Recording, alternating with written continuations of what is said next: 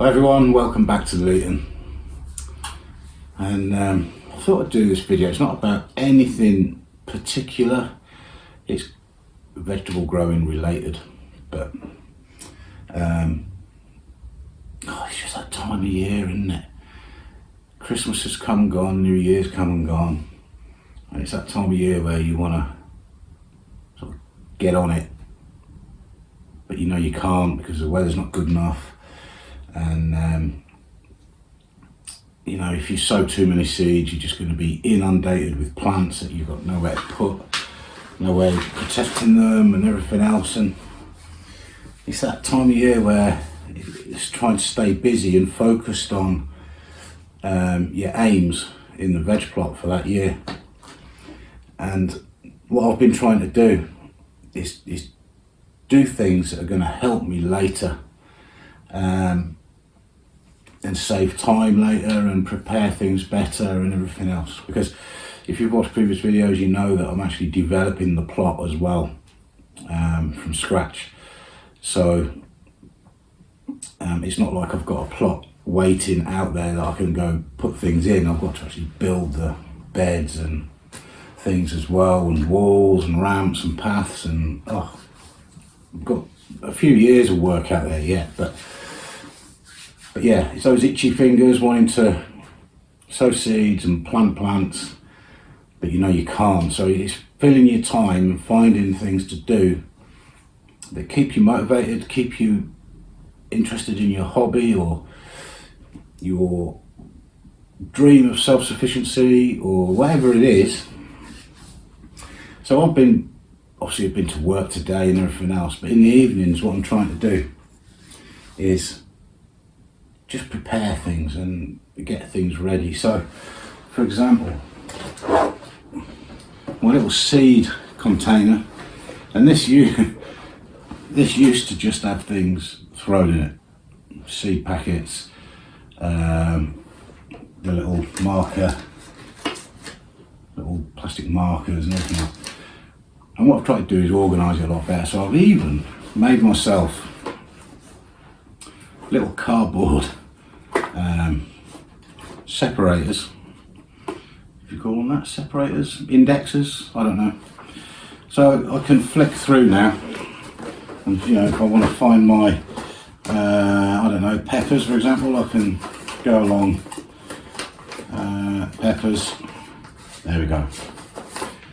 So a little bit more organised there, and might save a bit of time later. And I also know exactly what I've got now. So I ordered some more seeds last night. So yeah, and I've got some new tags. I think I'm going to use these tags in the plot this year because they're bigger writing area. Because I want to write on there, obviously what it is, the variety, when it was sown, and roughly when it's going to be due for harvest, because that's going to help me when I'm walking around thinking, well, when's that going to be ready? So I've done that. So that's a little job done. It's a very handy little box, this actually.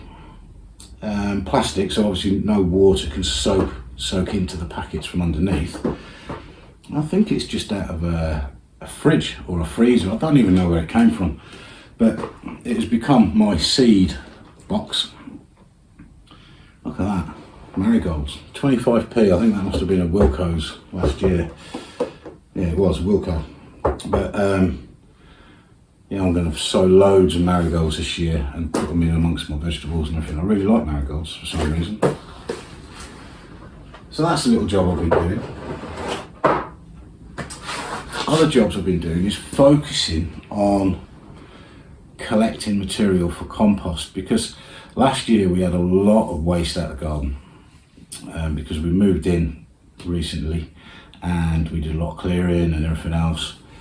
And so I've got a really big pile of compost. It's probably about 2 cubic meters of compost, which once I've got some more beds organised, I'm going to spread over them as a mulch. That said, the more clearing up and tidying up we do, the less material we're going to have to produce more compost. So I'm looking at ways of collecting a lot more compost or materials for compost. So we're asking family and friends if we can have their kitchen waste, grass cuttings, leaves that they sweep up, you know, anything like that. But in addition to that, most mornings I go to a garage, and while I'm in the garage I buy my smokes for the day, top, and I get myself a coffee.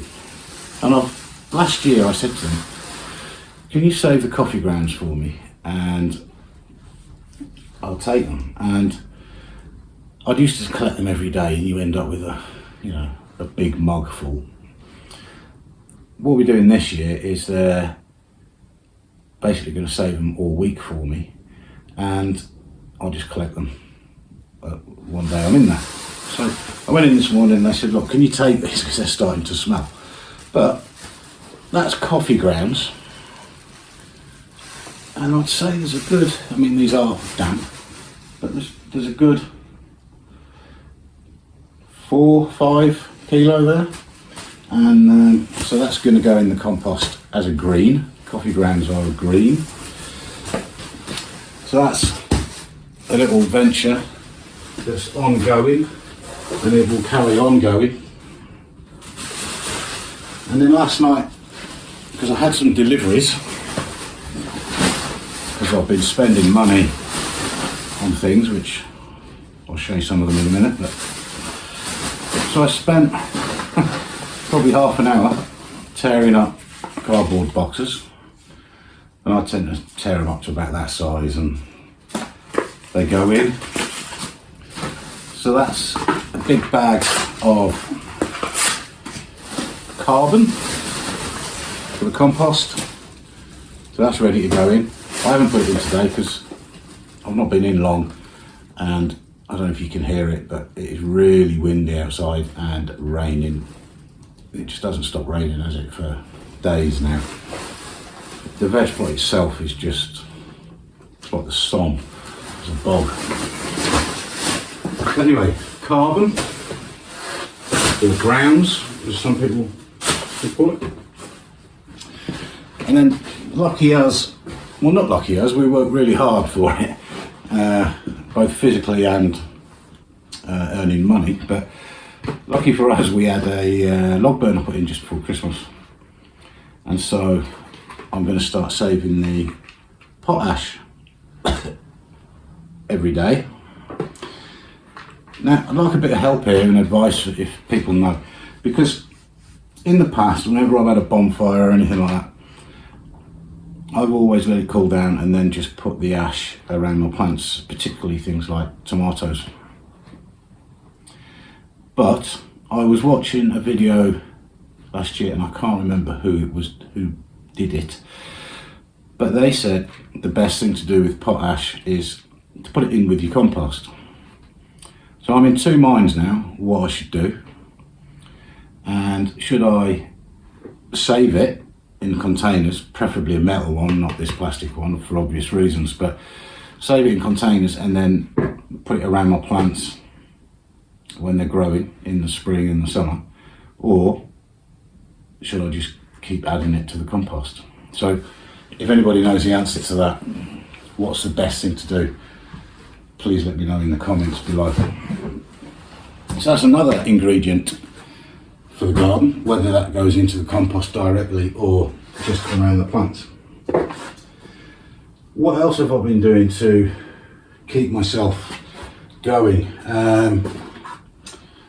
Here's a little job that I've been doing, almost a before and after. I don't know if you can see the difference between those. This one is one, it's got a bit of condensation in it, but this one is one that I've washed with just some hot soapy water, and then a bit of kitchen roll and vinegar, like you polish your windows, just to get the maximum light into my propagator.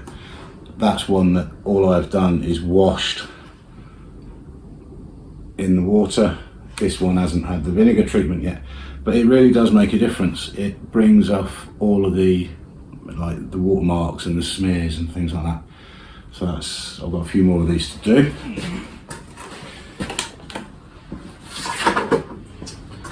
And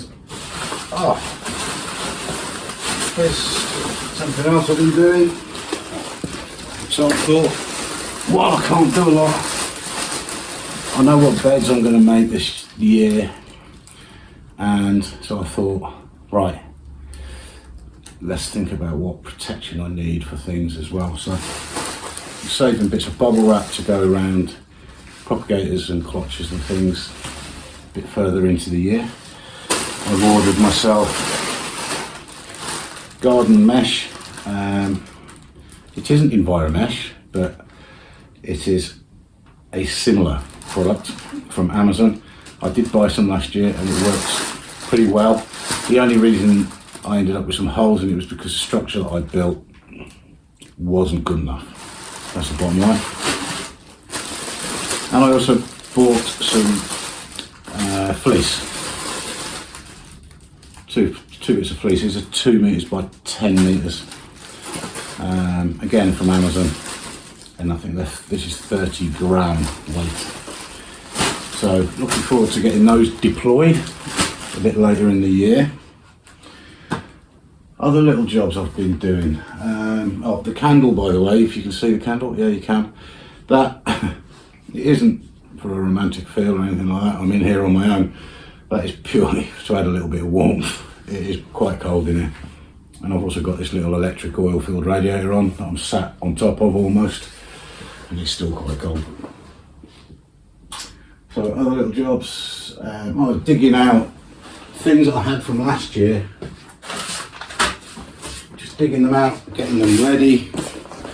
So things like my fish blood and bone, and it's really about getting it organised, because I like to be organised. If possible, I like to know where things are and just save the time later on, you know. What else have I been doing? There's another little job I've been doing.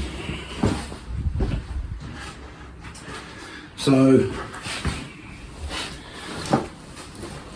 I'm just saving up pop bottles, so when we have our Friday night tipple with some Coke in it or lemonade or whatever, I'm saving the bottles, cutting them in half. It's got a little bit of Coke in it, but it won't hurt in there. And they can go over the top of young seedlings when I plant them out, just as a bit of frost protection. I'll drill some holes in the bottom half of the bottle, but the top half, obviously, I can just take the top off, just to allow a little bit of airflow and to stop the condensation building up too much. So that's that. What else have I been doing? One of the jobs that I've been doing, and this has been ongoing now for quite a while, is designing my actual plot. And I'm not going to talk you through this now. I'm going to do a separate video on this, but an immense amount of work has gone into this, and I'm talking probably hundreds of hours if I'm honest. Measuring down in the garden, drawing, and this isn't any special software, this is just PowerPoint, and basically I draw coloured shapes that indicate certain things in the garden, and you can kind of build a little picture of what it is that you want, and you can do it to scale as well. So that I'm going to do a separate video on, I think, because it would be interesting to see people's opinions of what I've got planned, and some of what I've got planned could still be changed and some of it couldn't. If you watched the video the other day, then you'll know that I've built certain retaining walls and beds and things like that. So, but I think overall I've got the plan fairly good, and things can evolve obviously over time. So that's the kind of things that I'm doing just to try and keep myself busy and focused on the goals of this year. And the goal for us this year is to get the lower plot, the beds in and things growing in them, to get the polytunnel frame up at least, because then the beds can be put in inside and what have you. And the actual cover, polytunnel cover, might go on later in the year. If we get too late in the year, I'll probably leave it until next year. There's pointless me putting a brand new cover on late this year if everything else isn't properly set up. And I'm a bit worried, we get some hellish winds here. We're on the top of a hill, there's a field next door, and the wind howls across there. So we'll see.